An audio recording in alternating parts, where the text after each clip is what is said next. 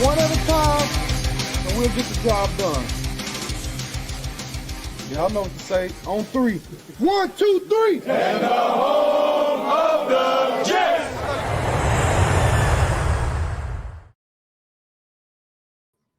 Good evening, everybody. A victory Monday for some, for others, not so much. But Bubs, interesting times with the Jets as they beat the Falcons. And I'm pretty fired up, man. How you doing?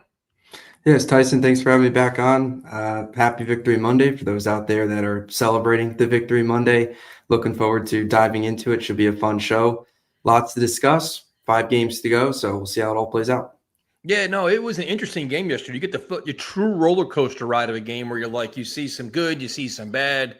Then you're like, they're going to blow it. Then at the end, they get down to 12 seconds. They have the false start. You're like, oh, like Yeah. It was a wild and wacky time.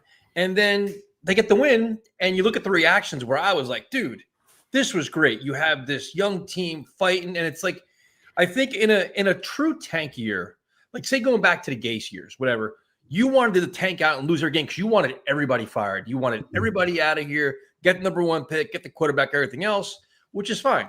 In other years, you could say, you know what, maybe this year it's like, all right, if there was a slam dunk person that was like, if you had like the Andrew Luck way back when, or whoever, the tank for Trevor, you can say, okay, maybe we desperately want this quarterback. That's the only way to turn things around. I can understand that too. But right now where the Jets are at in a season, we kind of expect them to win 5 or 6 games. They're on path to do that. The tanking thing doesn't really make a lot of sense to me at this point. Yeah, I'm right there with you. When we set out at the beginning of the season, it was all about an evaluation of this coaching staff and this roster. And we said at the beginning of the year, what they look like to open up the season and what they look like to close out the season needs to be significantly better. You need to see consistent progress and consistent development in the right direction from the staff and these players to feel confident about this regime, both Darren Muji, Glenn, everybody else moving forward going into 2026. And to open things up, they were headed in the wrong direction. But now you look at these last 5 games, you're 3-2. Even in the 2 losses, the team didn't fight. They weren't getting embarrassed. They were sticking in games against teams that were way more talented than them. I know Baltimore's had their struggles, but Baltimore's still way more talented, has a significant track record of success over compared to the Jets. And same thing with New England, right? A team with an MVP caliber quarterback and Drake May. They hung in that game on primetime on the road. And now you've been able to pick up wins in 3 of your last 5. And the team's fighting. They're playing hard. They're playing hard for Glenn. And it's the young guys that are playing well. And that, to me, is the difference from the whole tank, be upset about losing and be happy about the win, be happy to see the young guys playing well. Because at the end of the day, Glenn and Muji are coming back. The minute the trade deadline passed and they made those moves, you knew they were coming back. Even in the event that those moves never happened, the likelihood of them being a one and done was very, very small. That was not going to happen.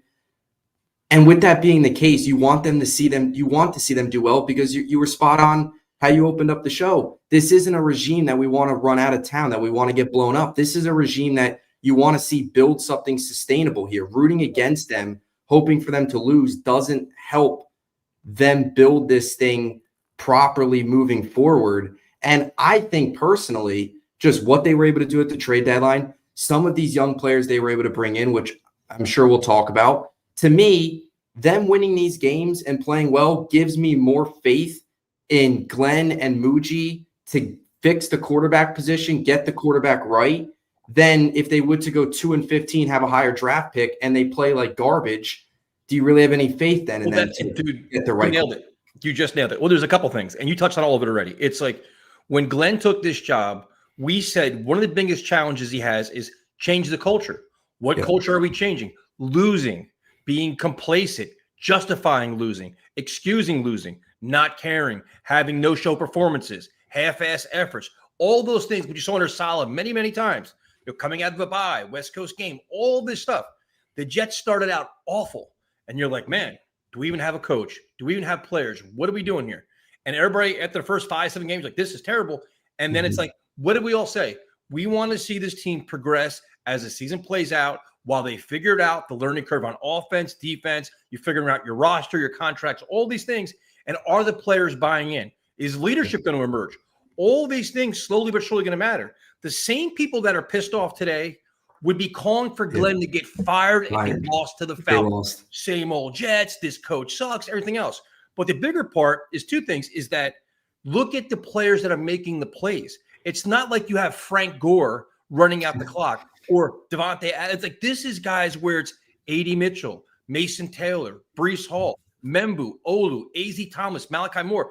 These are young building blocks for the future that are learning now how to win with this staff to carry it over to next year. They're trying to find their way. All they've heard is same old Jets. Well, now they're saying, no, we're finding a way to change all this with hard work and believing with our coach. And they had many chances yesterday to mail it in and be like, yeah, you know what? Today's not our day. These guys keep fighting, man, and they keep believing. And all this stuff the coach is speaking, they're buying into more and more because you know what? It's paying off. Like the Jets have arguably one of the best special team units in football right now. Like the punter, the kicker, the returners, all that. But look at the guys contributing. Isaiah Williams. And the point that you made to me, just made now, was the biggest one of all this. If the Jets went 2-15 this year, you'd be like, what did Muji do with the talent? Are these guys getting coached? Where's the talent at? You have no playmakers. They went out and made aggressive trades. You know, A.D. Mitchell is shining. Mechie had an unfortunate day yesterday where I wanted to drop 20 passes. But you're making moves. Harrison Phillips been a fine. Briggs, Brownlee, he's hurt. Like, they're tinkering with the roster to bring in more talent. And now you're saying, we know what their vision is now. They want hard-nosed, tough, physical players that are all about team. And they're getting towards that as well. So to me, it's like, for somebody to say, I'm not seeing progress, like this guy here, I'm not doing this, I don't see this, I don't, whatever, dude. There is a vision and a blueprint, and they're trying to follow it, and slowly but surely it's playing out. So they beat a bad team. I genuinely, at least they're winning games. Yeah. It's the most important thing. Like, as fans, we want to win games. That's the goal of all this. Yeah, 100%. You want to win games and you want to see progress in the first year of a regime. And when they fell to 0-7, we talked about it on the show. I remember specifically the live stream that you still have 10 games left. There still is time for them to turn this thing around. You go into November, go into December, and show progress. And I think that's another key element in all this. It's not like they're 0-13 and now they rattled off 3 of their final 4. This is now 5 games. They still have 5 games left. If they continue this trend and let's say finish out this season here with 2 more wins and they go 5-5 over their last 10 and continue to show progress, you can really feel confident about, okay, second half of the season, they truly got better. And I think that's important. That's different from Gase winning 2 of his last 3 to blow the draft pick in 2020. They're doing it over the course of a bigger sample size this season. And a lot of it happened post-trade deadline where they brought in guys that fit their vision. John Mechie, A.D. Mitchell. And I think that too is, and I'm glad you brought that up, the names you just listed about all the young players. A.D. Mitchell, they traded for. John Mechie, Juwan Briggs, A.Z. Thomas, Malachi Moore, all players that were brought in by this regime. Mason them playing well, Jarvis Brownlee Jr. as well. I know he was hurt, but you move him back into the slot, he's a lot better than what he is as an outside Brandon corner. Stevens as well has been a fine for them after what was a very bumpy start and obviously a controversial signing at the time. He's panned out, and that's a good thing because you still have him under contract for 2 more years. He's going to be a piece of this puzzle for the near future. That has to give you confidence, those type of players playing well, because now you can hope and believe that they're going to find more talent now that they identified the type of players that they have. You see these type of players that they have identified and traded for playing well. And again, like that has to give you confidence them hopefully figuring out the quarterback positioning and filling out the rest of these holes. I mean, A.D. Mitchell's been great. And I think a lot of people are, and even the special teams, Isaiah Williams, they handpicked. Austin McNamara, they brought in. Nick Folk, they brought in.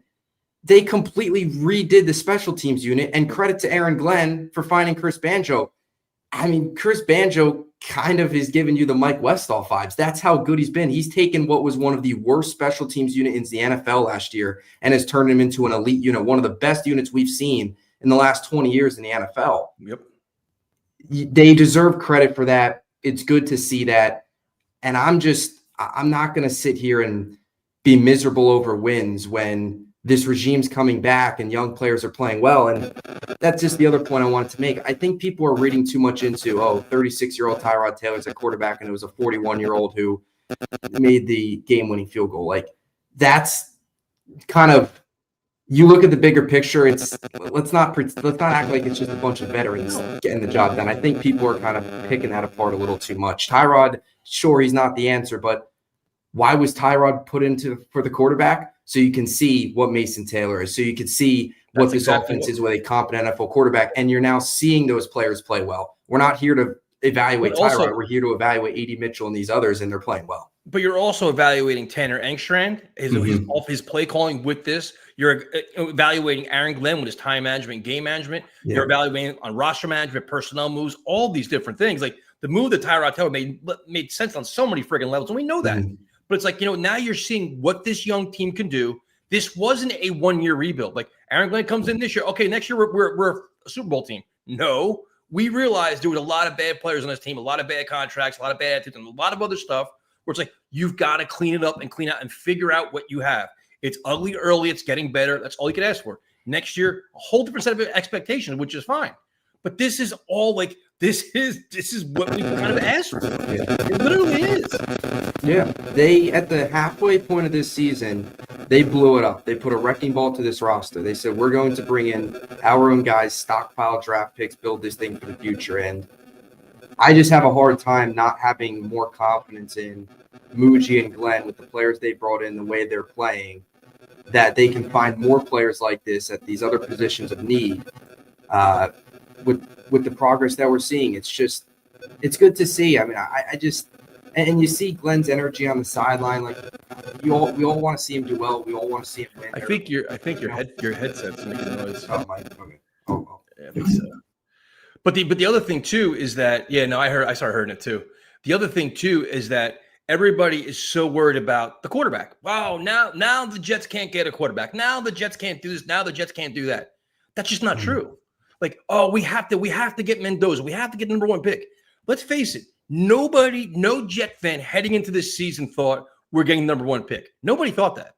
Nobody said, we're the worst in the NFL. We have to get the number one pick to get Mendoza. No, the goal was we had to figure out a way to get a quarterback. Well, guess what the Jets have? They have a ton of cap space and a ton of draft assets to do that. If they're convinced that there's a guy, you go get that guy. If it costs you a little bit more because you're figuring out your culture, so be it.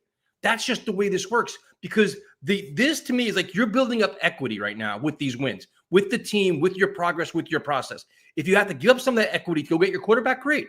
Or what you can do is you can stand pat in the draft, pick best player available. There's so many different ways to get your quarterback. To say that you're screwing it up on December 1st is stupid. It is so stupid. Oh, well, look at the Giants. The Giants last year. Was Jackson Dart number one? Was he two? Was he three? No, he wasn't. Look at how many quarterbacks are found all throughout the draft and through free agency to help to have your team change direction. The most important thing is, if anything we want to evaluate right now is Darren Muji the guy to help us find these quarterbacks and look at the moves he's making. That, if anything, like, listen, he made all these trades. We have no Sauce Gardner. We have no Quinn Williams. Cisco is out. Garrett Wilson's out. And this team is still finding ways to score points and win games. Okay, that's called progress. The quarterback thing, I'm so not worried about right now. And the thing is, everybody's Mendoza's the guy for another 2 weeks. And if he bombs out on Saturday, whatever day they play, no, we don't need Mendoza. Now we need Dante Moore. Now we need this. Now we need that. Dude, the Jets have enough resources to get their quarterback. This organization right now seems like they have a plan. They know what they're doing, and they're going to carry it out. And they understand there's a need for it. But they also need a lot of other players too. This team is lacking a lot of talent. You need another wide receiver. You got to figure out your offensive line. What are you going to do there? You need another running back. Once Braylon Allen comes back. They look at defense. You need all kinds of help on defense, linebackers and safety, all kinds of stuff here. So the Jets right now are in a good position. Keep coaching them up. Keep seeing progress. And if you can answer a couple questions, like, you know what? Aaron Glenn seems like he knows what he's doing. Darren Muji seems like he knows what he's doing. Going into year two, That's a positive, man. That's what I'm looking for right now.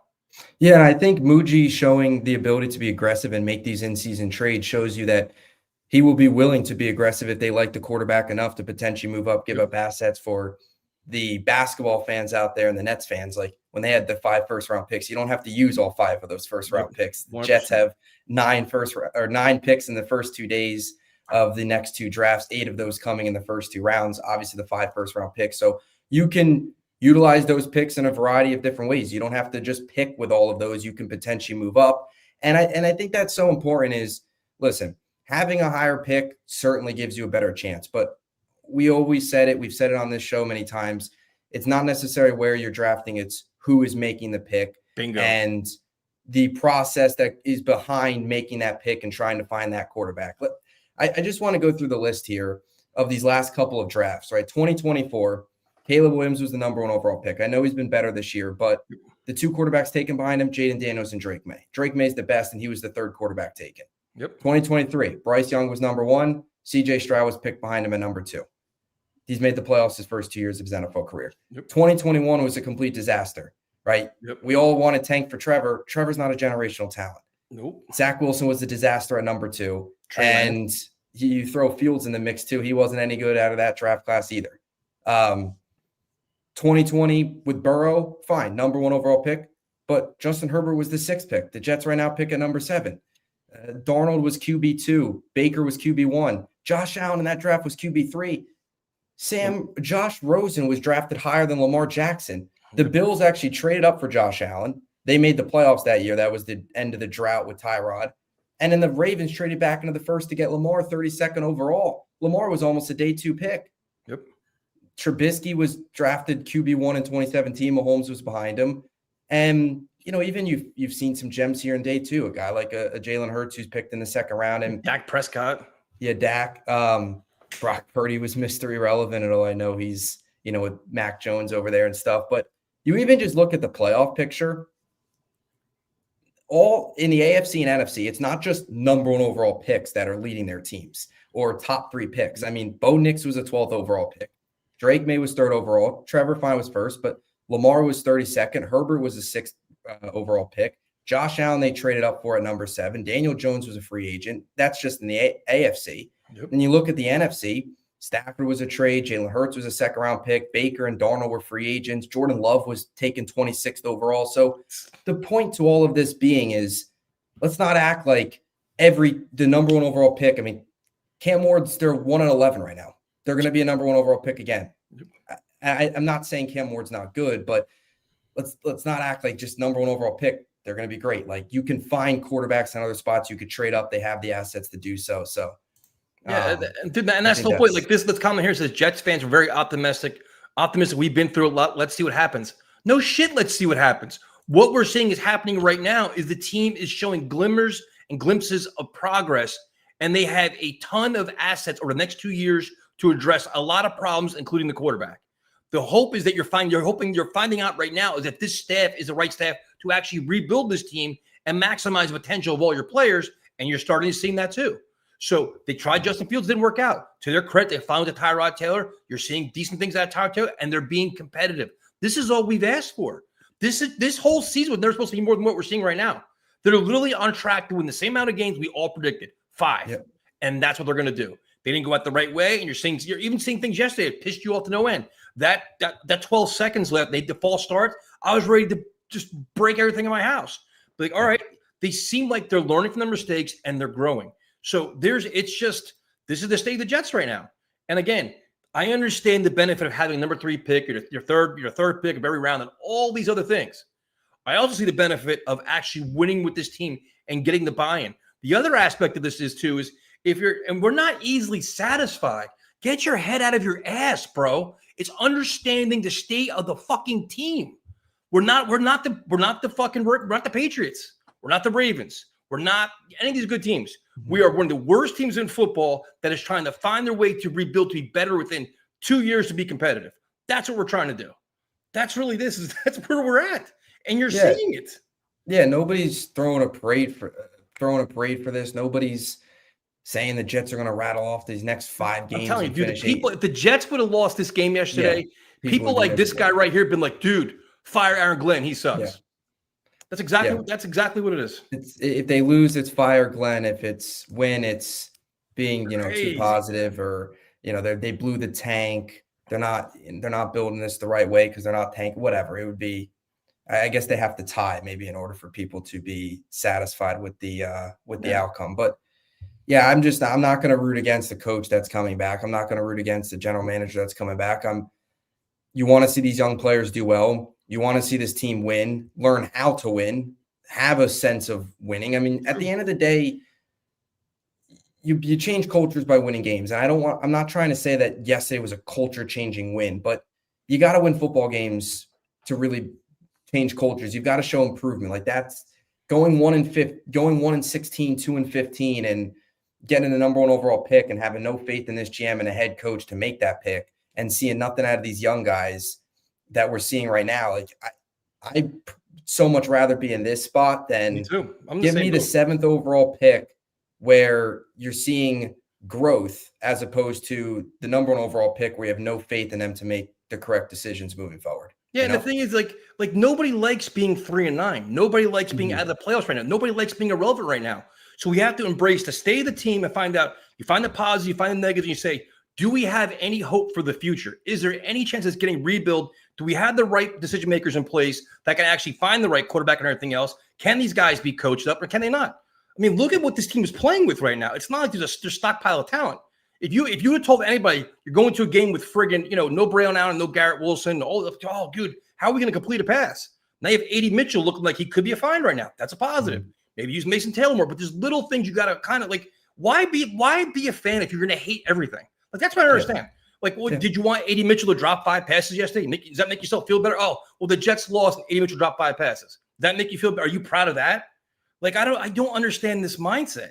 Like, what are you pretty proud of? Dude, they're 3-9, dude. I'm not buying tickets to games, but at least I can give credit where it's due and say, you know what? I can kind of see a vision here. I can kind of see where this is going, that there is a chance to turn this around after we gave everybody else a chance. Saleh, Joe Douglas, all these other fucking people. I'm giving this staff the same chance because slowly but surely they're earning it. Yeah, they are. It's you're spot on. And even just one other note that I want to kind of throw in there. We talked a little bit about last week how it wasn't a great game for Tanner Engstrand. I thought he bounced back actually pretty nicely, especially early in the game where now it wasn't all perfect, but they had the couple receptions right away to Mason Taylor early in the game, which I thought was good. And they utilized Breece Hall so much more yesterday. He played 58 of the 66 snaps, which was 88%. 12 of those came on third down, which was a week after he only played 2 on third down. Game, though, for whatever. He can't get any targets in the passing game. Yeah, he can't. Ridiculous. But one of the bigger knocks with Engstrand has been the lack of utilizing him, not seeing him on the field much of third down and fourth down. Because last week, right, he had the 4th and 2. He wasn't on the field. So seeing him on the field more was also good to see just in terms of, evaluating what this offense is. They've still got to use him more in the pass game. I totally agree. But there's been a lot of late downs this year, 3rd and 4th down where he hasn't been on the field. It feels like that's starting to change a bit, hopefully, his play yesterday. There's a lot of different things to listen, I understand all this, but some of these reactions today are just, so we have a celebrity in our studio. I don't know how this guy, I literally asked to do a collab with 45 times. Mm-hmm. And I get, man, I'll get back to you, bro. I'll get back to you, bro. So I'm like, I knew where I fucking stand. So I'm like, all right, you know what? I'm not fucking Jake Aspen and these guys. I'm just some little old fucking YouTuber over here. What's up, man? How you been? Dude, you've been doing this longer than me, man. Yeah, I tried to just reach out. I'm like, hey, man, Bubs, he wanted nothing to do with me. He's like, you know what? You're too negative. You're too positive during a tank season. Yeah, it is. I know. I'm bad with collabs. Yeah, Ian can tell you that. It takes me and Ian 60 messages to do one video together every year. But I'm always listening to your show, man. I've been listening to your show for years back when it was you and Kev started it. So always been a fan, dude. Appreciate what you do. So dude, I love your content's amazing, man. You took off and just skyrocketed. You're doing awesome with it. So what is your take on this? You got a tank game, or are you the Victory Monday? Are you celebrating Victory Monday, or you're not?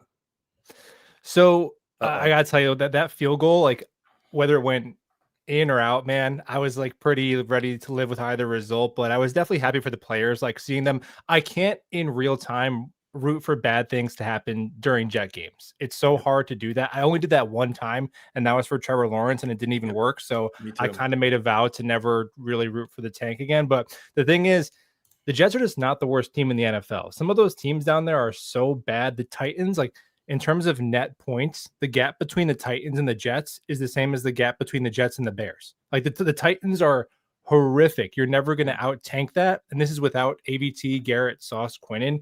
So, and you could say like, oh, they're only winning games because of fluky special teams plays, which, okay, the special teams is playing awesome. You'd rather it be offense and defense. But like when in the beginning of the year, they lost the game because of a Xavier Gibson fumble. And remember, Isaiah Williams had the fumble in Miami and he caught a punt on his own 4-yard line. And me and you are on here saying this is ridiculous. How could Gibson be on the team?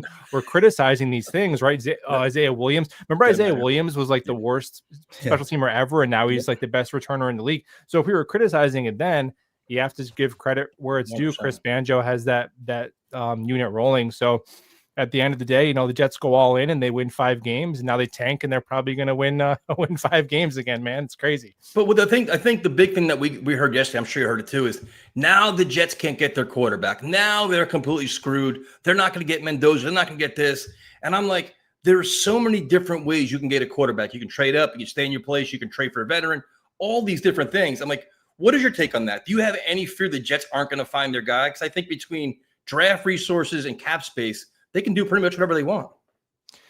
Yeah, I think that was kind of the idea, to give themselves options when they made those trades. Now, you could say, well, these wins are costing you the pick, so you'd have to come up, but the wins were going to be there regardless. So at least it gives them options. There's not a quarterback in this class that I'm dying to give up a huge haul for. So I know it would kind of suck to have to do another bridge year with a QB, but at least if we're getting games like this where we're watching actual football and you see a team that can maybe win like, I don't know, 7 or 8 games and be a normal team with a bridge QB, because teams do that. And then you stick the quarterback in there. Yep. The way I see it, you have like 5 first-round picks the next 2 years. So one of them's got to be a QB, right? However they want to do it. Yeah. And the thing is too, is like so many times the Jets got the quarterback and then built the team up. If they do it kind of the opposite way, where you build the team up, build your foundation, and then add the quarterback, is that necessarily a bad thing? That may actually be a smart way to handle things. Yeah, I mean, if you look at the teams that have been the best in our conference the past 5 years, they're not having their A game this season, but the Chiefs, the Bills, and the Ravens, they got Mahomes, Allen, and Lamar all seasons after they made the playoffs. Yep. And with Mahomes and Allen, they both made trade ups, and with Allen, I think it was Tyrod the year before they made the playoffs with. So you could do it more than one way. The Bengals are I think the only team I can think of that really just completely sucked with that regime and got that number 1 pick, and it kind of worked out for them with Burrow. But I don't think Mendoza is Burrow, so you'd probably rather have. I think the team and the infrastructure is probably more important than what quarterback you take most of the time, unless it's an Andrew Luck or, you know, like Zach Wilson, like really awesome or terrible. But most of these guys are in the middle. Like Bo Nix, if the Jets took Bo Nix a couple years ago, he would have been horrible. Like if you put Bo Nix with Nate Hackett. So those guys in the middle, it depends on your coaching and your team. So we'll see how it goes, man. What are your thoughts on Aaron Glenn so far? He had a rough start with so many different levels of his coaching and game management and handling of the media. And it seems like he's kind of finding his way now. He's gotten into his rhythm where he's handling things better. His game management's a little bit better, except for yesterday kind of pissed me off a little bit. But it seems like he's learning on the fly, which, of course, that's what you're going to do as a first-time head coach. But I think you're starting to see a lot of positive. You're starting to see a blueprint, too, the kind of player he wants, which I like a lot, the hard-nosed, physical, tenacious style. Like, what are your thoughts on him so far? Well, I mean, I was with 0-7, man. I was sweating a little bit. I was like, "Oh, geez, man! Like, is this is looking?" It was looking pretty rough, and he was all agitated with the media. Some lady asked a question, and he's like, "Shut up!" And it's like, dude, like, but now he's kind of found his rhythm at the podium too. Like, he's kind of just answering normal questions, and the PR side's been better. But I will say this: like, I think the team isn't soft, because there were some moments like Dallas where I'm like, "Oh, they just laid down and died." But since then, they're not really a soft team, and I think, at least my opinion, the really dumb penalties, the McCrary ball fish celebration aside, I think the really dumb penalties that haunted Salah have been improved. I don't think they're as soft. I think they've shown a little bit more resiliency, so I like to see it. And I think Engstrand has shown some chops. Like there was a possession, they didn't even score a touchdown because the players messed it up, but there was a play where Tyrod comes out on a boot, Mason Taylor wide open, but Tyrod doesn't pull the trigger. Then the following play, Mechie wide open on a crosser, drops it. But I'm like, those are two plays where the coordinator opens up wide open passes that you see all over the league every game, like just wide open play action, boom. Oh, we're going to do a rub route, boom. The guy's wide open where you know exactly where you're going to go with the ball. Now the players didn't connect on it, but Engstrand at least has shown like, oh, you're doing like some modern NFL offense stuff that like other teams are kind of doing, which is a low bar, but we were under that for a minute with Hackett and Downing. No, and that's like we're becoming almost an NFL offense for once. Like almost we're getting little baby steps. Like plays more screen passes and other things, but like you're sitting there. 50+ yard touchdown was nice to see them stretch the field a bit with the AD Mitchell play. And Tyrod's holding his shoulder like, holy shit, I threw the ball too far. No, but like overall, it's like it's a rebuild season that you're trying to figure out what you have, and you're seeing little things. So what do you want to see for the rest of the season, man? Like I think the best part of this is all these young guys are getting a significant amount of reps. Like, you know, like AZ Thomas, Malachi Moore, Olu, Membu, they're playing a ton of playing time, which is great because now it's like you're building up your resume and your memory bank for next year. Listen, we know what the NFL is like. We're getting the speed of the game and all. Like we know we got to work on the all season, which is great. What do you want to see for the rest of the season? Well, now I can openly root for them beating the Dolphins because now that you're not getting a top 2 pick, like they're 0-7 against Tua, they got to fix that. You have to win one divisional game this year. You have to beat Tua, and you want the wins to come in ways that give you hope for next year. So guys like AD Mitchell and Mechie, and it's I don't know, maybe it's you get podcast brain just thinking about the team too much, but I really do think that the trades for Briggs, Mechie, Mitchell, Brownlee, like if they didn't do those, I think the vibes around the regime would be a lot worse because they just found like 5 NFL players who could be starters for absolutely nothing. And now those are spots where you don't have to spend draft picks next year. So especially with AD Mitchell, like that's because he looked like a start. He looked like a legit wide receiver 2 next year, not yesterday. Now I'm not saying you don't need to draft one or all that, but all of a sudden when we had nothing in the receiver room besides Garrett, you go ahead and you draft a kid at the top of the second round to pair with Mitchell. And that's your top 3, and Mechie is your 4 possession receiver, and now Arian Smith is your 5 as a burner. In his second year, you got Mason Taylor, probably another tight end. You got Breece Hall, you got a good offensive line. I mean, dude, Sam Darnold would have killed for that. You know what I mean? Like, 100%. So that's not a bad. It's not a bad situation. Offensively, they're not a very talented team, but at the same time, you look at offensively, they're not that far away from putting a good situation around a young QB. They're really not. So if you had to guess right now, this is a hard question. On December 1st, who would you predict to be the Jets quarterback next year? Who do you think it's going to be? Well, Aaron Rodgers is a free agent, right? See, he's already throwing players under the bus again. Dude, I think the day one starter is probably going to be Tyrod again, because maybe if they draft a rookie, I think Tyrod, if he can finish this season healthy, maybe he's back at the bridge, because the free agent options are horrible. That's why people are talking about trading picks for Mac Jones, which they should not do, in my opinion. But I'll say Tyrod is the week 1 starter, and I don't know, man. I don't think they're going to trade up to a number 1 pick. So I don't know if they're going to come away with a round 1 quarterback. I got to be honest. So it might be like a Tyrod and Marcus Mariota situation that we're going to have to grin and bear it for 1 more year, because if the guy ain't there, you can't draft him. And if Simpson and Moore go back to school, it's a 1 QB class. And I think it might be too expensive. So we'll see. Hopefully more guys come out, so it gives them more options. But if it's just Mendoza, they're probably not going to be a Jet. No, Bubs, you got any questions, man? I kind of hogged all this. No, it was good. Yeah, I mean, I just to add on with I think what I've liked about Muji is with the Phillips, the Briggs, and the Brownlee trade. Those were late round pick swaps, and to me, Phillips, Briggs, and Brownlee are more valuable than what you probably would have gotten with those 6th and 7th round picks. So that's another way I like that. They've attacked it, and obviously the Mechie trade was in the Michael Carter deal, and Brownlee took over Michael Carter's job, so that was kind of an in-season replacement you got there. So. I agree with a lot of what he said. And I feel kind of similar with the quarterback. I could see it being another Gonna be a Tyrod, veteran. Mariota, Yep. one of them. Yep. Although I will can say see did you hear the Jonathan Vilma first round pick for Mac Jones take on the broadcast yesterday? That was that. But the thing is, like, what I don't understand is if you're the 49ers, why would you trade Mac Jones when Brock Purdy's always hurt? You have your perfect insurance policy. Like, doesn't make any sense. Like, you have to overwhelm the 49ers to get, like, am I missing something with that? Like, why would they get rid of Mac Jones? Like, doesn't make any sense to me. No, I mean, and all these guys like Brissett or Mills, like those guys are valuable players to those teams. Like the Davis Mills kept the Texans season alive. Mac Jones, same thing. So they would probably want like a day 2 pick. And if you're the Jets, like they have to stop spending a lot of resources on these stopgap quarterbacks because they're going to be paying Rodgers and Fields like a gazillion dollars next year to not be on the team. So if you're going to have a bridge guy, just have it be a cheap bridge guy. Like enough's enough with that. So, Mr. Buffalo Jet fan, everybody knows who you are, but share all your information, man. This is an honor. He can listen, Bubs. Like literally 2 years trying to get a hold of this guy. So to get in tonight is just like this is incredible. If it makes you feel any better, Tyson, I don't talk to a lot of people, man. I just come up. I don't have like scheduled times and stuff, so I'm trying to be better about that. But yeah, man, Buffalo Jet fan, YouTube, Twitter, go live. We talk about the Jets most of the time. It's fun and chill. You have the longest tweets of any person I know. Like I start reading them, like holy shit! I think I'm getting smarter, but I think I'm getting tired too because they're so long. It's like the long ones, like holy shit, like 5 paragraphs.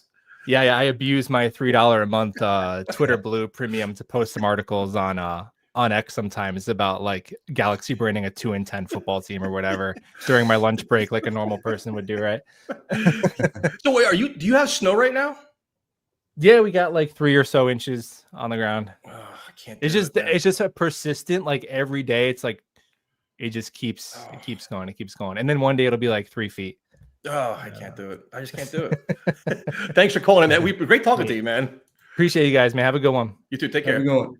So we go from an educated caller, a very smart, intelligent, great YouTuber, to Hey guys, Hey, Happy What's Victory going Monday, on? Steve.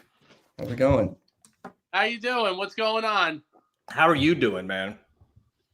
Oh, hang on. Is my mic working? Hang on. You're fine, Can dude. you guys hear me? We hear you're fine. Hang on 1 second. Oh, Jesus Christ. Hello? What the hell's going on? My mic's not working. It's working. Hang on 1 second. I don't know why my mic. What are we doing here? This is why this. Hang on 1 second. What This is the hell's going on? We just had like great call. Everything Great was insight. fine. Good analysis. Hang on. I can't. Hang on 1 second. Something's going on. Take your time, man. We only have, we got all night here to sit here and wait for you to figure this out. No big deal. Everything was working. Hang on. No problem. This is not a joke, man. This is... Oh, we lost What him. are Oh, we doing? Now we can't even hear him Can you talk. guys hear me? We can hear you. And now- this is just we can't have nice things. Buffalo Jet fan comes on, drops all this knowledge, and then we get Steve fucking things up. Oh my God, it just never fails. Holy shit. What's up, man? Cautiously optimistic. Oh God, if he can't see, if he Hey can't hear guys, us, like, no, I'm here. if you can't hear us, I give up. I'm actually moving where I'm sitting, so I'm in a more light because long Oh, story. there you go. My dining room table. It's much better. You usually don't call on me this early. Usually I'm on, towards the wee hours. You got, what kind of birds are in that cage? He's a lovebird. Name is lovebird? Charlie. And he's Had to when make it a gets quick, playing badly, he lets me know about it. He gives me all the sound. He does this chish chish sound when he's not happy. He does that a lot during Jets games. He's very smart. As long as he doesn't curse and yell, you're fine. Well, we used to have a full-size parrot, and it was an Amazon, a yellow-naped Amazon, and he was like, forget it. He loved watching football, and every time my son and I'd be watching, and the Jets would screw up, and we'd be like either cursing or laughing Yep. our asses off or something like that, and the bird loved it. He just go, he'd be, Yep. and he was We had green. So, my yeah. friend has a parrot, and this is years ago. And like we just we'd have like barbecues like that and watch football. And he learned like all kinds of words. He used to ring the phone like literally it sounded just like the phone ring. And all of a Oh sudden we're yeah, they sitting. can be there. Some of them like the Yeah, and then one day we're African sitting gray. there, we're having a barbecue. All of a sudden he goes, bullshit. We're like, no way. Like, and like that, you don't want, because now it's like it got to the point we had to put a sheet over his cage because Yep. you have people over. He starts yelling at him like bullshit, and ringing the phone. It's like, oh my god, yeah, they're smart. They're really smart. They are smart, and they'll do things like imitate a smoke detector. Yeah. They'll imitate like two people, a married couple. They'll imitate one or the other calling the other one. Yep. I mean, they'll do any kind of thing. Or the dogs, they'll call the dog and drive them nuts. Yeah, it's the sound. Like the phone literally sound like a phone. You're like, what the They hell have is the that? intelligence, supposedly have an intelligence of a 6-year-old. I mean, which means they may be past a lot of Jets fans, but they're they're very, very smart. And they also know how to use language. I mean, there's a lot of things with them, but wow. I think we could put the parrot versus Gangrene Steve. It'd be kind of interesting. Who can get the audio working first? So what did you think about the game, man? Are you buying all this tank anger or no? No, you know what? No. And look, I watched it. Was it a great game? It had a mixture of things. I mean, obviously, the Land is not the greatest team in the world. It's not like you're playing it, but they won it. And this was a game that they've been losing. They've been losing games to bad teams and blowing it themselves. So the fact that they won, I mean, that Folk field goal was just too much. I mean, that was just such a Jets thing, He comes in there and he makes it just barely. It pops over the line. I didn't care. It was great. Well, the Jets thing is to get that fucking false start. Is the Jets thing where you're Yeah. like 12 seconds left, don't blow this. The false start. I'm like, this is typical Jets. Now he'll come up like 2 yards short on the field goal, and that'll be some things never change. But it was good. I mean, the thing that I'm saying here is that listening to all this stuff and listening to what you've said, the tanking, I understand it because, everybody thinks Mendoza, whoever, you got the number one pick, you get the number one quarterback, he's going to come here and fly. Mendoza is not that good a quarterback. He's not bad. Don't get me wrong. He's a good college quarterback, but he's playing in a spread offense. He's been playing against defenses that are not necessarily the greatest. That's why his OSU game is going to be really interesting. This could make or break his draft. And they've got a tough defense, and they're playing almost a pro-level defense. Theirs is as good or better than even what Alabama's had over the years. Yeah. With Patricia running it, he may be a lot of things as a head coach, but he's a great DC. And he's got those kids playing. Well, and this is a big game for Mendoza, but the also thing is something that Buffalo Jet fans said, I completely agree with. This could be a one quarterback class. If Simpson and Dante Moore go back to school, like I'm out of the first round. You're in the second round, like later on, like which makes this a lot more interesting. Like I'm not mortgaging my draft for Mendoza. I'm just not. It doesn't make any look. Even if Mendoza, let's say Mendoza is the only quarterback in the draft, the rough equivalent I would give is he's probably I'm not even saying he's good, bad, or indifferent. He's the equivalent of Cam Ward this year. Mm-hmm. There literally was nobody else. I mean, people say Jackson Dart. Dart was supposed to have been a 3rd or 4th round quarterback. Yeah. He was not supposed to be a 1st round quarterback. The Giants took a leap of faith on him, and it looks like they paid off. Despite throwing a 94-yard pick 6 tonight. But I mean, I just saw that. That was a classic, but he's a kid. I mean, you expect this kind of crap. He threw it in the coverage.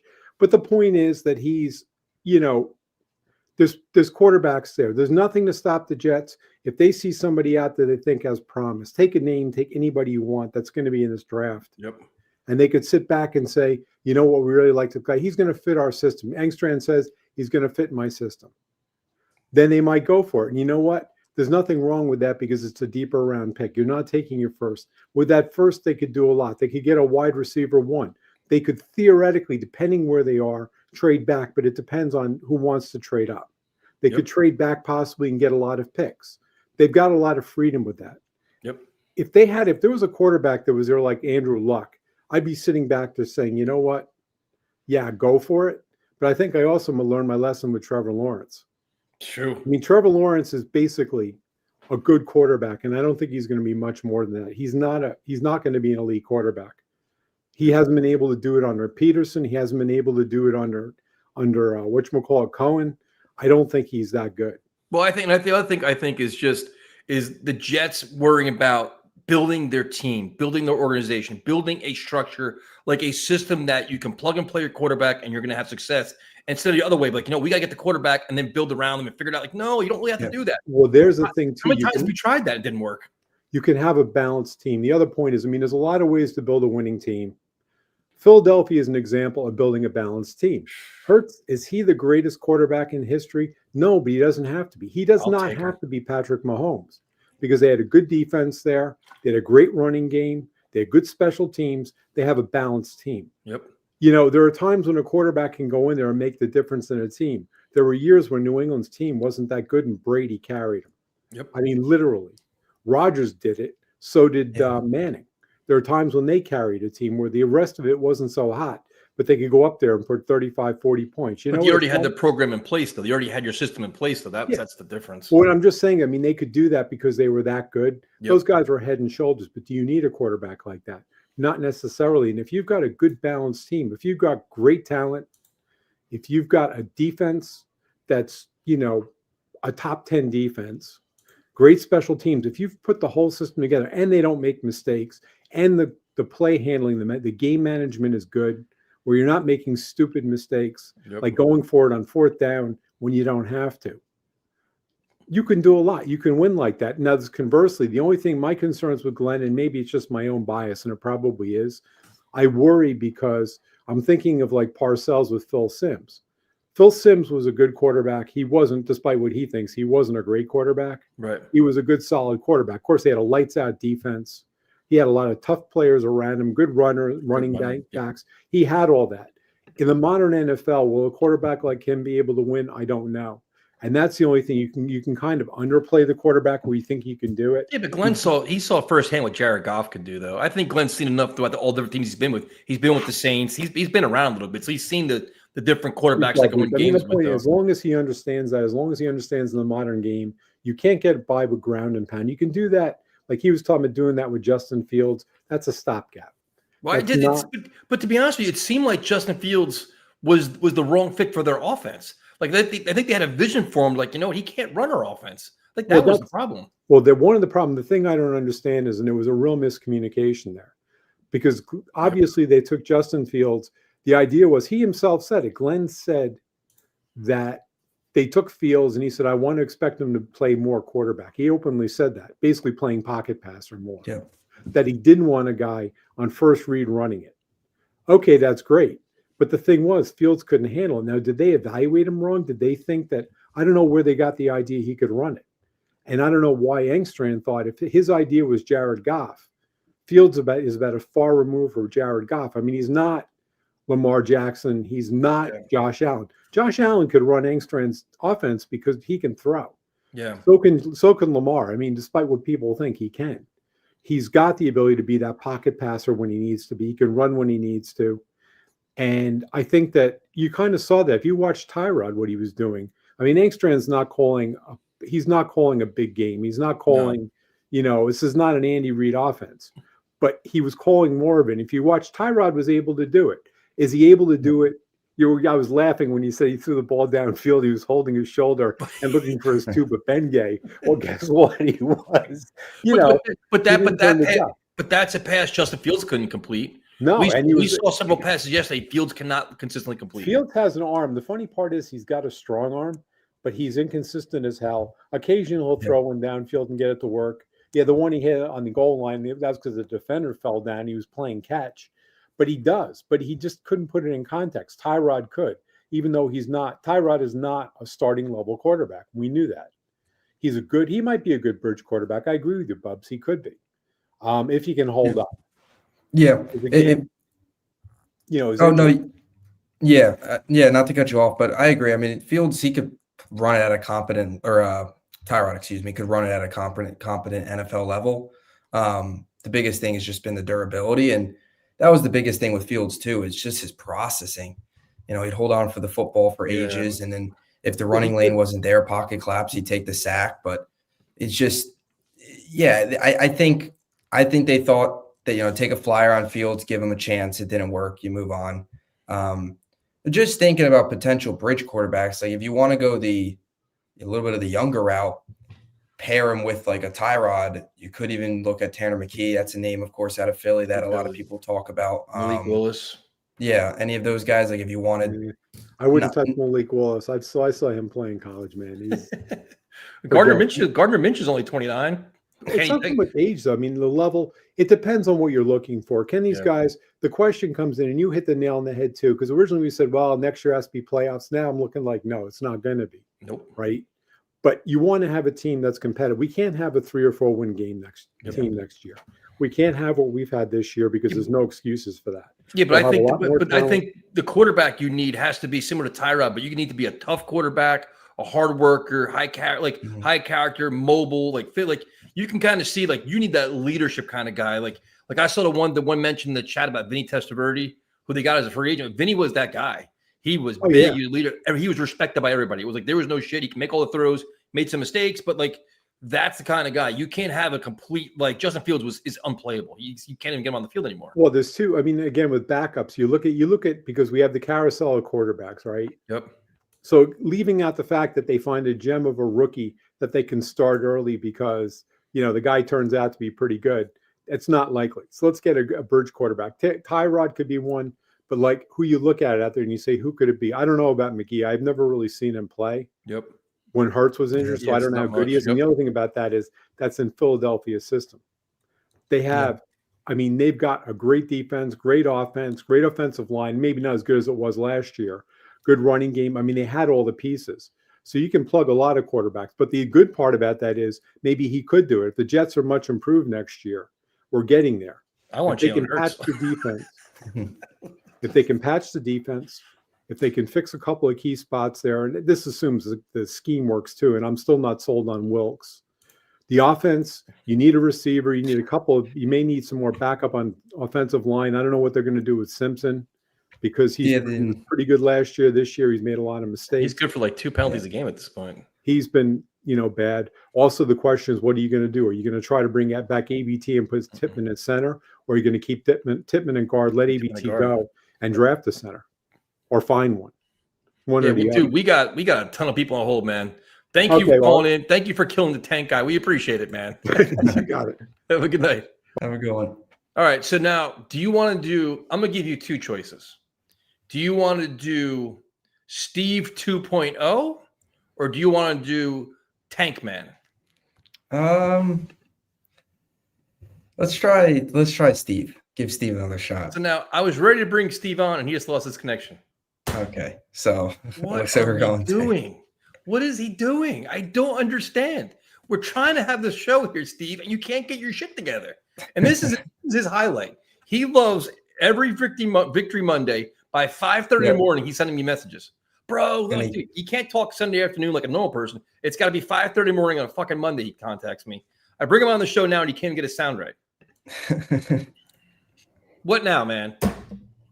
You're choosing Steve over me. Look, that's him.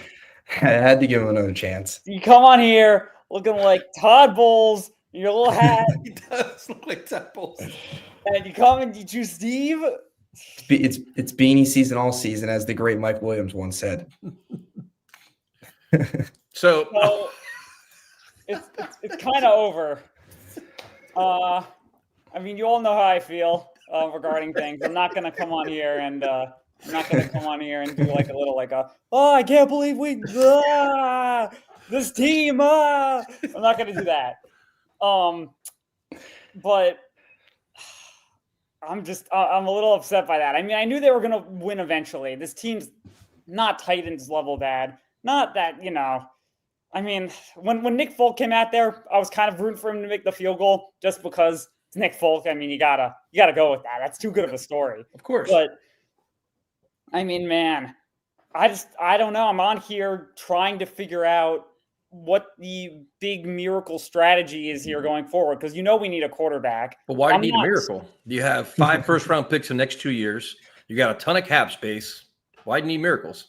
So is the plan just to punt and just not do anything next year, but just hope that we get in a position to draft another quarterback in next year? The year First after? of all, you gotta assess who your quarterbacks are. If these guys go back to school, your options are much more limited. I'm not going to reach and panic, but you know what? Because we think we need a quarterback, let me draft this guy now because there's nobody else out there. You got to go what's out there. But if you have to pivot to a veteran quarterback, okay. and then you take one the second year. It's not like this isn't like we have to have this rookie by next year or we're failed. No, it's not the case at all. Yeah, but I just don't see quarterbacks out there that are out there in the market that are gonna give us a competitive or not. I'm not saying Super Bowl, but I'm just saying like even like an 8-win team. I just don't see who's gonna go out there and have that. I mean, Mac Jones, but he's not going anywhere. Okay. Like, I just don't think with the options available that like next year. I mean, teams are they winning with Joe Flacco. It comes down to your team, your Flacco's offense, and everything else. But teams all across the NFL are finding ways to win games, man. Like it's having the right program, having the right playmakers, and all that stuff. It can't be like, well, no Mendoza, we're screwed now. I'm not buying that, man. I'm just not. I mean, people like to say my biggest thing that's like my pet peeve right now is people say, "Oh, we don't need draft picks. Draft picks are lottery tickets." Like, but I never said that. No, I'm not saying you know. I never said you said that. But I'm saying you can maximize your draft picks instead of reaching for a quarterback. You can get an elite tight or elite wide receiver, an elite edge rusher in the first round, 2 enormous holes, or like whatever, however you want to handle it. Okay, fine. This team's not one player away. You're not one. If we get Mendoza, we're going to the Super Bowl next year. No, we have a lot of holes. You need a lot of players on this team. I mean, it's a good quarterback. I understand like not wanting to reach for one, but we're just not in a good position now. And it's not even that like, How are we not in a good position?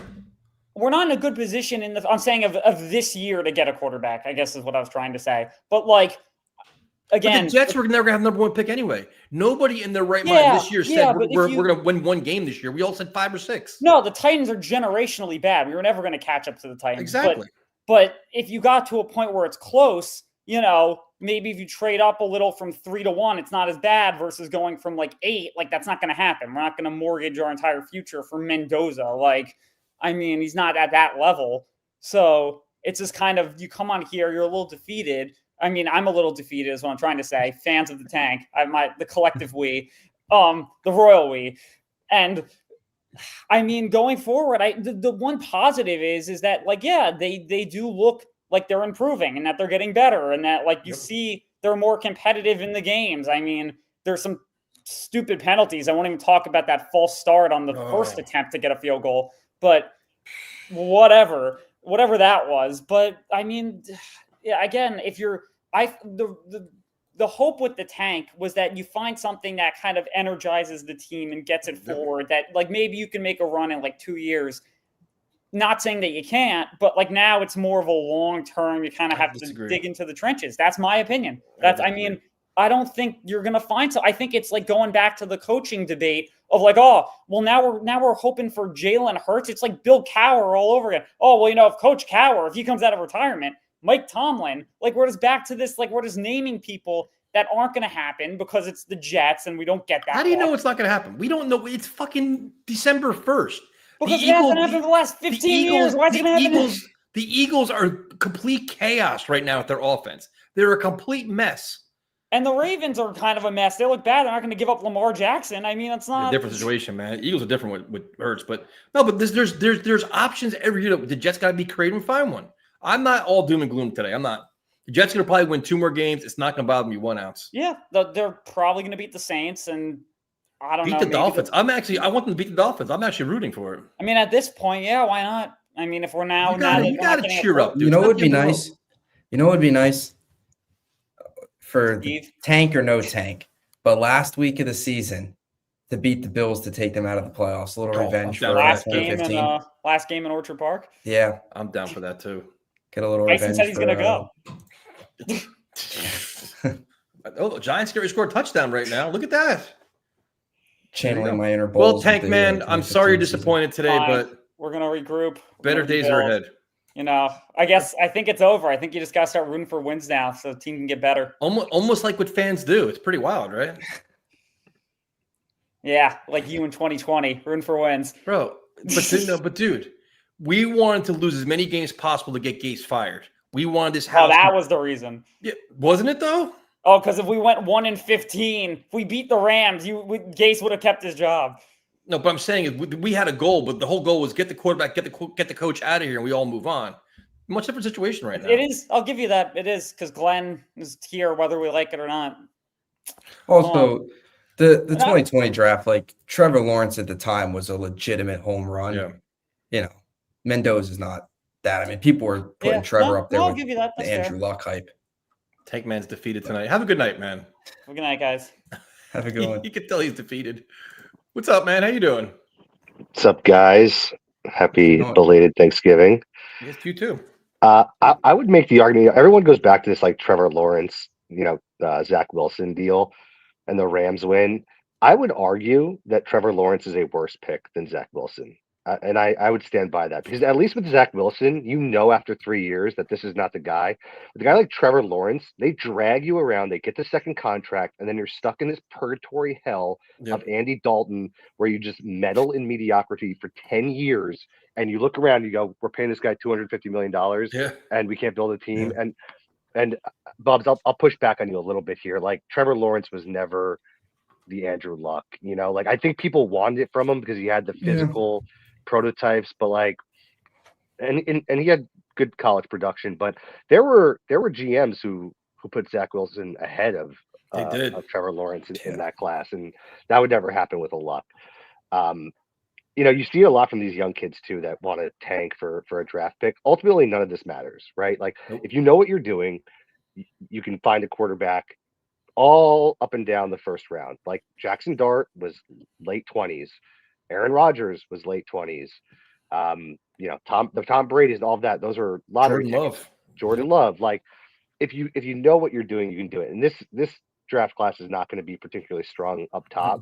I'm certainly not bought into Fernando Mendoza as like a franchise guy. Nope. I think it would kind of be a blessing to be picking, maybe middle later in the top 10. Because you can kind of round out the roster. And I think ideally you want to get another good big wide receiver, offensive line. You can go best player available if you wanted to. Best player available. Yeah. I think you can add another tight end. Like you're seeing all these teams now running 12 personnel. Like I like Mason Taylor, but why don't you go get another stud? That kid from Oregon, go get him. And beast, dude. He's a monster, man. He's only 6'3", but he's built like a pumped up wide receiver. You know what I mean? Like you can, I actually like the talent they have at wide receiver right now. I mean, AD Mitchell's a little bit of a wild card, but like you might have a number 2 there. You might have a number 4 at worst, but they've got like the in-season moves that Mooj has made have been pretty solid in terms of improving the roster marginally. Oh, you look at all the moves. Mechie, who had a bad day yesterday, but 2 weeks before, he looked like he was something. AD Mitchell's coming on. Harrison Phillips has been a beast, man. He's been so good.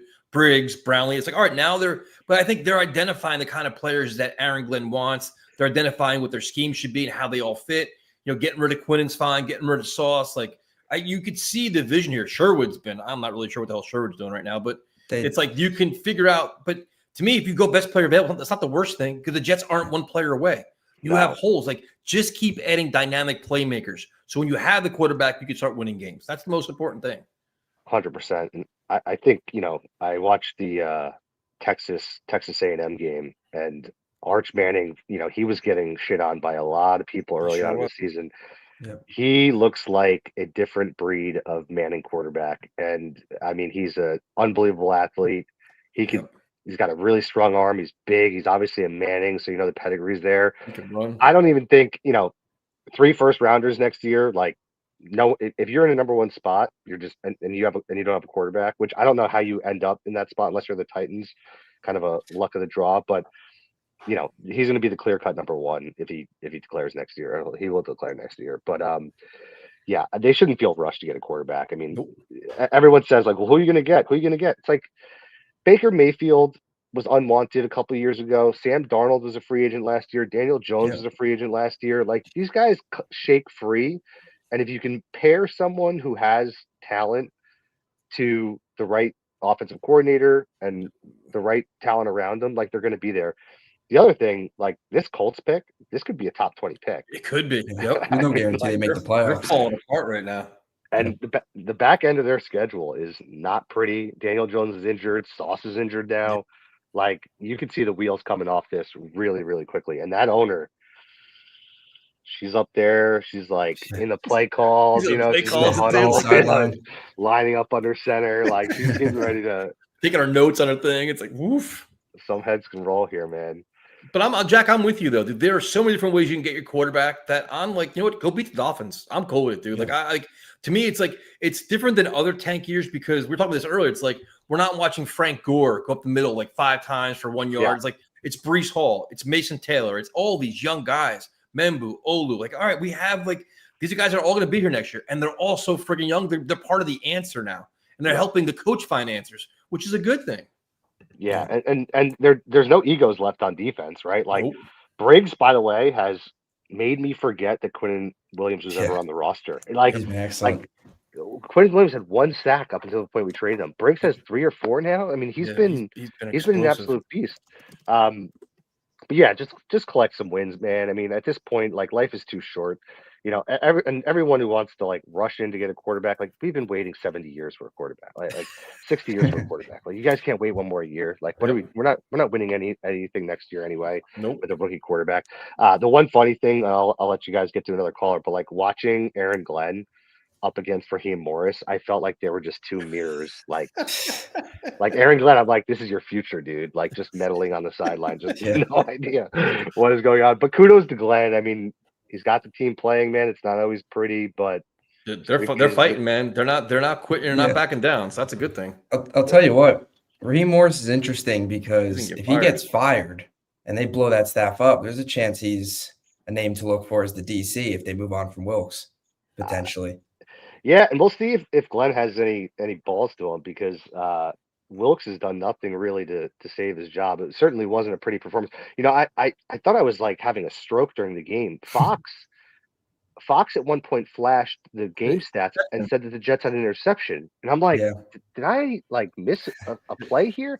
And I'm like on the web, like digging it up. I'm like, who got the? And there's nothing there. So another week, no interceptions. We'll see if we can get. Yeah, but through. they did have 2-3 and outs to end the game when the game was on the Yes. line. The defense did go off the field twice.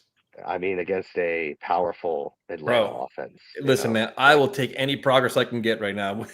We could be looking at the Jets bridge next year and Kirk Cousins. Dude, No, Kirk will never come I'm just to kidding. godless New York, dude. Nope. That guy He is will- made for the he- country, you know. Yep. There's no he'll use us for his next negotiating contract, you know, Yep. to squeeze an Yes. extra few Just million. like out, last whatever. time, the prick.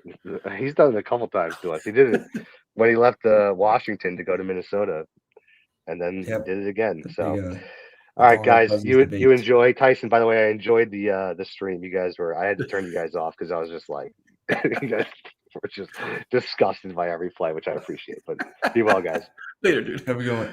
Yeah, there was a point yesterday in the stream where Romeo had me all amped up. I think it had to be, was in the 3rd quarter, maybe the 7th. Shit was just going bad, and he got me around. I was just fed up, dude. Like, I couldn't take it anymore. I'm like, I hate this, and I hate that, and I can't. I was just fucking done with it. Yeah. And then thankfully they came back, but it was. Yeah. Romeo had his hands full yesterday.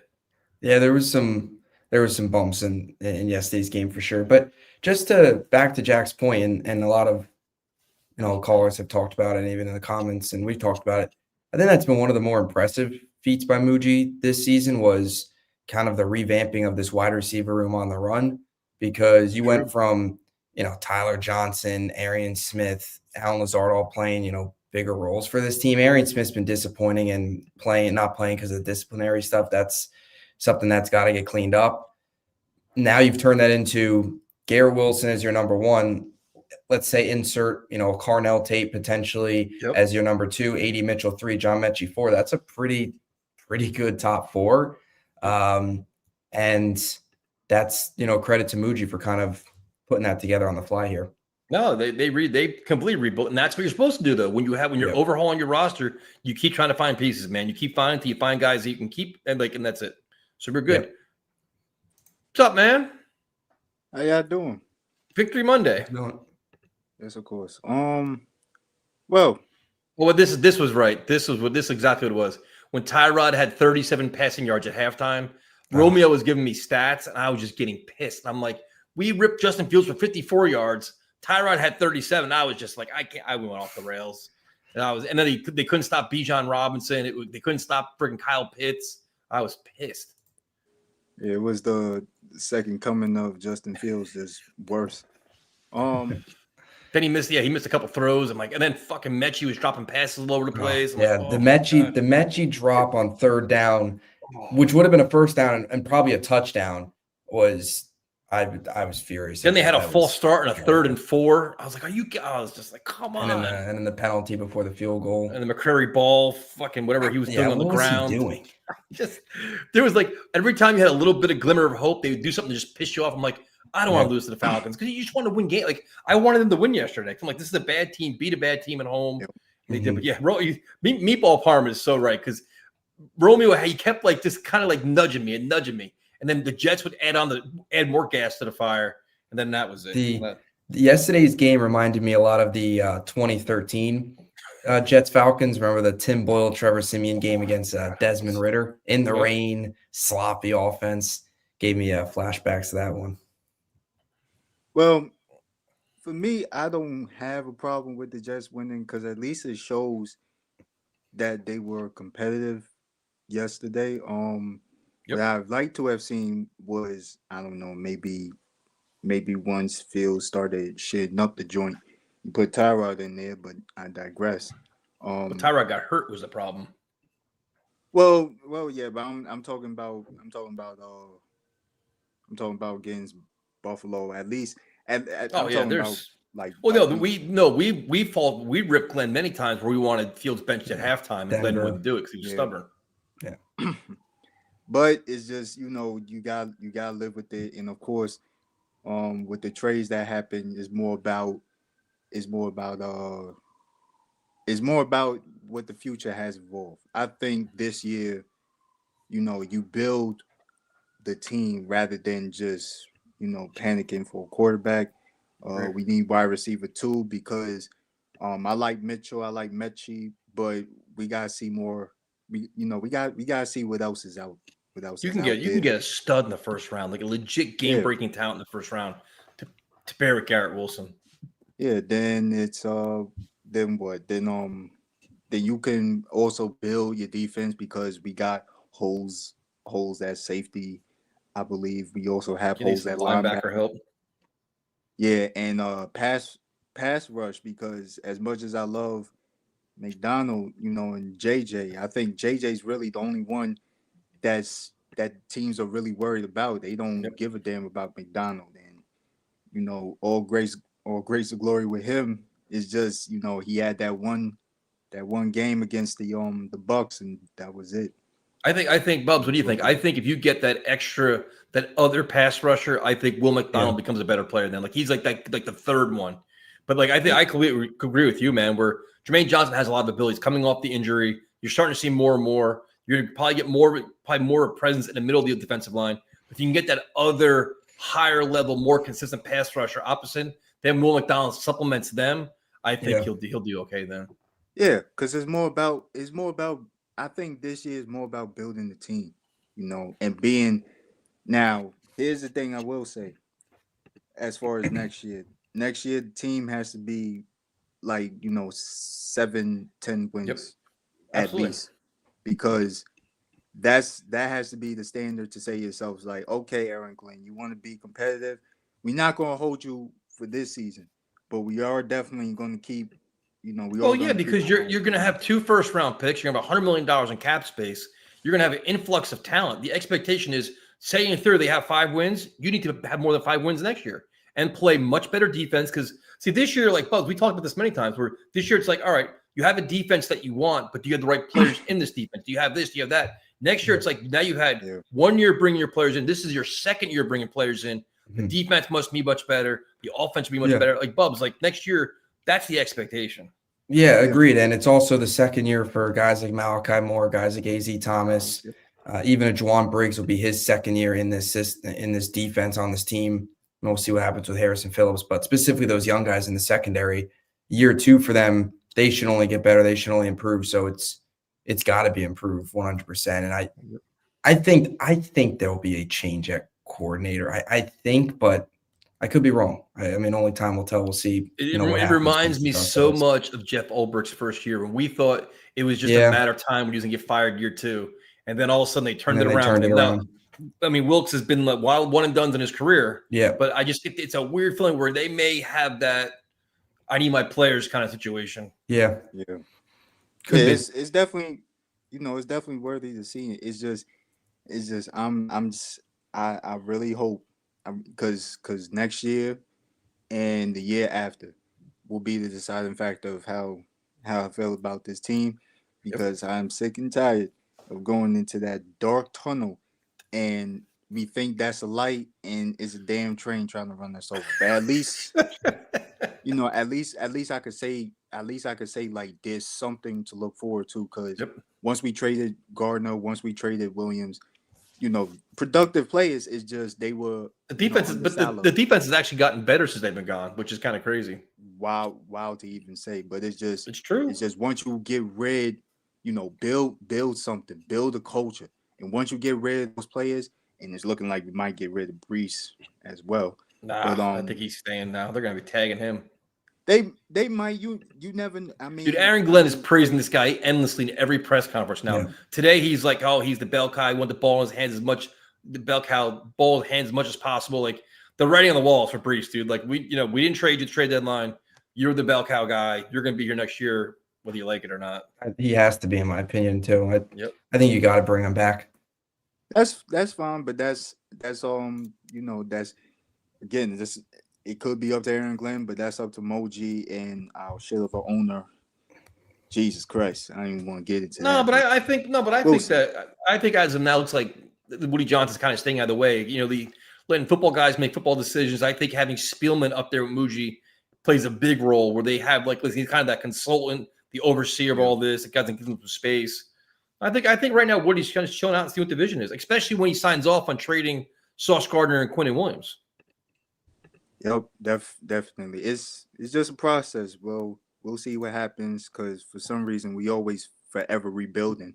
But but we'll this see what is happens. we knew we were getting ourselves into this year, man. When you swing big for Aaron Rodgers and Devontae Adams, and who's the freaking guy that the pass rusher didn't do shit, Hassan Reddick, they Jets swung big for all these guys. At some point, you got to pay the price. They're paying for it this year, and you start rebuilding next year.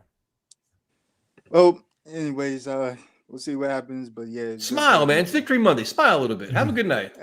Y'all as well. Gotta end on a positive here. What's up, man? Hey, how you doing, Tyson? How you Good, doing, man. How Bubs? you doing? How's it I'm going? doing good. I'm not like the most Jet fans who are upset that they won, because it's not Robert Saleh. Oh, he froze. No. Think we better stop. He froze.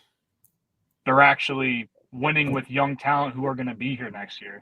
And That's big. I understand all the the quarterback controversy. They need to get a quarterback. They need to get a quarterback. I got a name for you, Dak Prescott. Sign me Dak up. Prescott. I'll take him. No. I'm not even saying take Dak Prescott. You can trade for him, but Dak Prescott was a 4th-round draft pick, and he's the Cowboys franchise quarterback. The first year he came in, why was that? They had the best offensive line of football. They had Jason Witten at tight end. They had Cole Beasley, and they had Des Bryant. And most importantly, they had a competent scheme to move the ball. And they started, I think, 8-1 that year and made the wild card. Yeah. And and Ezekiel Elliott running the ball. So I don't know what the Jets are ranked at rushing so far. Last time I checked, I think they're 3rd or 4th in the league. But, I mean, most of this offensive line is young. I think, 4 of the 5 players are under the age of 27. Yep. And you have a lot of flexibility there. And just build your scheme, build your system, get players in here. Then you can go get a quarterback. You can draft a quarterback this year, but you know what I mean? Just get your scheme and system, get your roster how you want it. Muji's finding out the players that Aaron Glenn wants, and the team's playing hard. Like, you can argue that if Brandon Stevens picks that ball off the first week of the season, this season actually turns out a lot different. Yep. Because they could technically be in 6-6 right now, but what they are is they're 3-9, and I'm with you, Tyson. I'm rooting for a win next week. I don't care. Oh, absolutely. Yeah. Dude, this is a phenomenal call. And I completely agree with you. So many times the Jets chase that quarterback and they don't have the foundation around them. And then the quarterback has to be the savior with no receivers, no offensive line, a half-ass coordinator, all these different things, where they're almost doing it the opposite now. Now, you look at the offensive line, they could have 4/5 of it here. You see, you upgrade the center.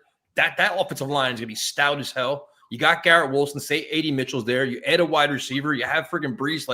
They're legit. They're it's not even like being fanboy. These are actually good players. Garrett Wilson's a good player. Mason Taylor's a good player. So That quarterback has a chance to succeed much sooner rather than later.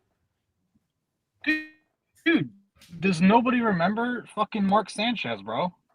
Best It's offensive true. line in football. They made Ground and back-to-back pound. AFC championship games. Oh, by the way, prime time, if you're watching this, hey, how's Aaron Rodgers working out for the Steelers? Oh, he had all that Aaron Rodgers talk is way quiet now, and he's pulling the How's same that shit he going? pulled here. Yep. Hey, Throwing the going teammates got under the bad, bus. And what happened? He got going. Is Like that he the always play you want does. for your culture? No. So again, prime time, I love you, but as usual, Tyson's right, and you're gonna have a lot of fun watching the New York Jets this next year. And that's just a fact that you're just gonna have to accept. You guys have Later, man. Have a Have a good good night. one. Great call. You know, that's funny because the whole Aaron Yeah, Rodgers that- thing, that was so predictable. Yep. And it was like a couple weeks in, oh, field sucks. The Jets could have had Rodgers. Yep. Is that what you want right now? And then it's funny with Rodgers because he'll bash the player and then he'll turn around like a couple seconds later and try and like prop him up, like with Jonnu Smith. Yep. He goes, I think he ran the inbreaker. Yeah, he's supposed to go in, but he went out or something like Yeah, that. he went out. I think that was what the combination was. And then he goes, I know Jonnu cares a lot. He's a true pro. He'll get it fixed. Now it's like, But he fucked okay, I up. bashed him. Now let me try and prop him up. And he did the same thing earlier in the year too, when I think it was Calvin Austin ran the wrong route. He's Yep, like, oh, he he's did. such a great kid. He's learning. It's going to be all right. It reminded me just of the red line, just the same Yep, thing. And Same I'm thing, Mike Williams. Same so thing. glad we're not sitting here with like a 4-8 or 3-9 Jets team with Rodgers throwing players under the bus. But that's like the leadership. Like all the different things you want. Like Tyrod Taylor right now, as bad as he's very average. He's old. He gets hurt a lot, Yeah. but he's high character guy, work ethic guy. The locker room all respects him. It's like Yeah. that's okay. That's your true bridge guy. He's not a distraction. No fancy headlines. No complaining. None of this shit. It's just, and that's what Aaron Glenn wants. He wants that hard nosed guy that's not about the media. You know what I mean? Like he literally said the whole Arian Smith thing today. He's like, listen, shouldn't it's behind the scenes stuff. Even the whole Justin Fields thing about Justin Fields not want to play like the Wildcat, all in-house stuff. We don't discuss that. That's that's what he wants from his quarterback as well. Yeah. And it's one thing too, because for players to hold each other accountable, but Rodgers right now is 27th in the NFL in QBR. I mean, Geno, Cam Ward, Fields, and Tua, I think, are the only ones that are worse. So He's playing terribly. the whole Rodgers, so many other quarterbacks do this where they, call out their other players and hold each other accountable. Fine, but Rodgers isn't holding up his end of the stick either. I mean, he's so washed and he can't move. He took that massive hit. He's done. Pittsburgh, it's rough over there with they're the whole fire Tomlin chance. They're 6 and 6. mess. It's a mess. Yeah. That's crazy. This is a catch. The Patriots scored again. 24-7 Patriots. Giants Yeah, getting blown out of the building. Oof. I don't have the game on in the room I'm in, but I saw in the chat that Young Hoku couldn't kick. He stubbed his toe or he Something hurt happened. Yeah, it was himself. something. Yeah, I saw that too. I think he missed the ball or something.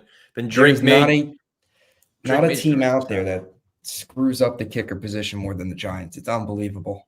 it cost them so many. It reminds me of friggin' Zerline last year, but they cost them so many games. Well, how many times does Graham Gano get hurt and they didn't even field the kicker? I don't know how he had a neck injury as a kicker. I'm not too sure how that happened. Kick the grass? I gotta See, see man, that. it could always be worse. We don't have Yeah. that. We have Nick Folk. So Nick Folk's been great, and we've had our fair share of kicker problems. I mean, we had, Zerline was a train wreck last year. Then we had the one good year of Jason Myers. Then let him go, him and Andre Roberts. And then the next year, Kari Vedvik was kicking in week 1 of the Bills game. He had all those missed kicks. Look at what Sam his face. Ficken. Eddie Pinero. I used to love Eddie Pinero. He's kind of salvaged his career. He's been done pretty well. Eddie P. I remember he had I think it was the long field goal in the Gaze year against the Seahawks to make Gaze settle for the field goal to make it 40-3.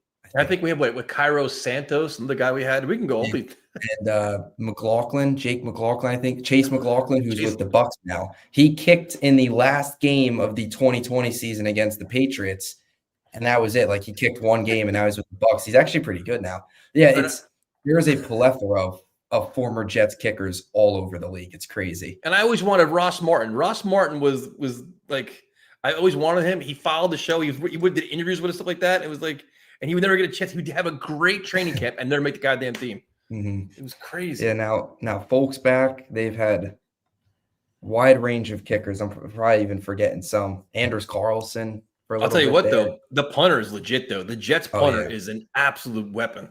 Yeah, remember that too? Everybody was freaking out over Morstead. Yep. That was I another wasn't. one. I didn't give a shit. I was like, Yeah. I can care less. All right. Somehow we did an hour and a half tonight. I have no idea how we did an hour and a half, but we'll have to bring on a very happy Seahawk fan watching him. The Vikings, dude. Can you imagine all the talent the Vikings had, and they're watching J.J. McCarthy just shit it away? And yesterday it was Brosmer, who was horrendous. He threw 4 interceptions. Man. Big day. And they had Sam Darnold in the building. They had Daniel Jones in the building. They Yeah, completely they did. blew it.